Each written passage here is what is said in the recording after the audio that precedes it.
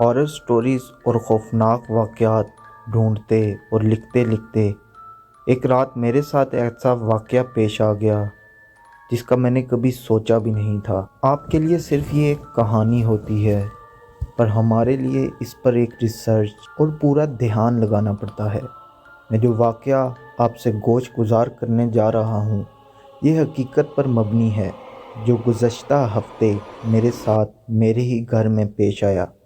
میں جہاں رہائش پذیر ہوں وہ علاقہ کافی پر رونق اور گنجان آباد ہے۔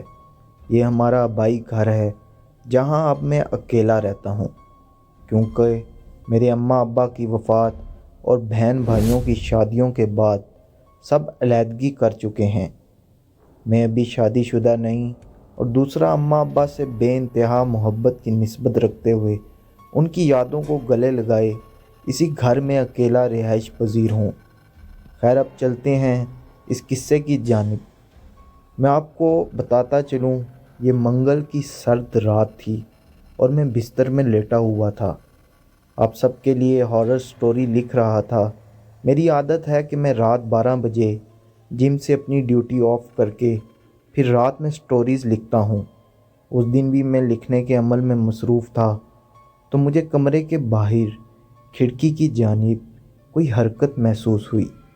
جیسے میں نے پہلے تو نظر انداز کیا، لیکن کچھ دیر بعد ہی میرے اندر کی بے چینی نے اکسانا شروع کر دیا، اور چھٹی حس میں لہر یہ اٹھی کہ میں باہر کی جانب جا کر دیکھوں۔ تب میں نے موبائل کو ایک طرف رکھ کر باہر کھڑکی کی جانب صحن میں گھورنا شروع کیا۔ کوئی 1-1.5 منٹ کے بعد وہاں فقط سوائے خاموش اور خالی پن کے مجھے کچھ دکھائی نہ دیا۔ اب کی بار میں پھر سے موبائل پکڑ کر لکھنا شروع کر دیا۔ کوئی 5 منٹ ہی گزرے ہوں گے، اب کی بار مجھے ماچس کی تیلی جلانے کی آواز آئی، جیسے کسی نے ابھی ماچس جلائی ہو۔ سردیوں کی راتوں میں خاموشیاں اپنے انتہا پر ہوتی ہیں۔ گھڑی کی ٹک ٹک سے لے کر دل کی دھک دھک تک صاف سنائی دیتی ہے، اس لیے ماچس جلنے کی اتنی شفاف آواز، وہ بھی انتہائی قریب سے، میرے یہ الارم کافی حیران کن تھا۔ ایک بار پھر سے میں نے موبائل کو سائیڈ پر رکھا اور باہر کی جانب دوبارہ سے گھورنا شروع کر دیا۔ ذہن تھا کہ اٹھ کے باہر برآمدے میں آ کر دیکھوں، لیکن سردی کی انتہا دیکھ کر گرم بستر چھوڑنے کو دل بھی تیار نہ تھا۔ اس لیے چند منٹ باہر گھورنے کے بعد دوبارہ سے موبائل میں مشغول ہو گیا۔ بمشکل 1 لائن ہی تحریر کی ہوگی کہ اچانک سے ناک میں ایک تیز خوشبو نے آن بسیرا کیا۔ یہ اگربتی کی خوشبو تھی جو باہر برآمدے سے کھڑکی میں سے ہوتے ہوئے اندر کمرے میں آ رہی تھی۔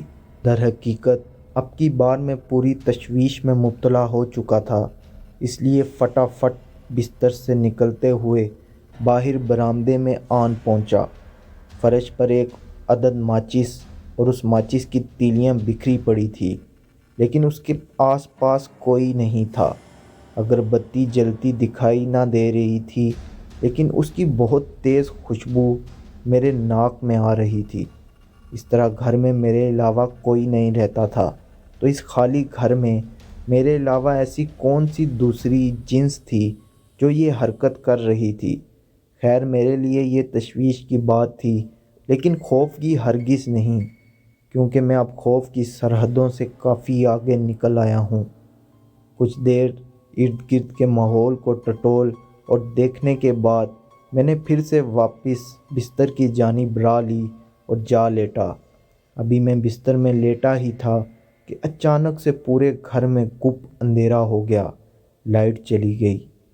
میرا کمرہ اور پورا گھر گہری تاریکی میں چلا گیا تھا۔ ہاتھ کو ہاتھ دکھائی نہیں دے رہا تھا۔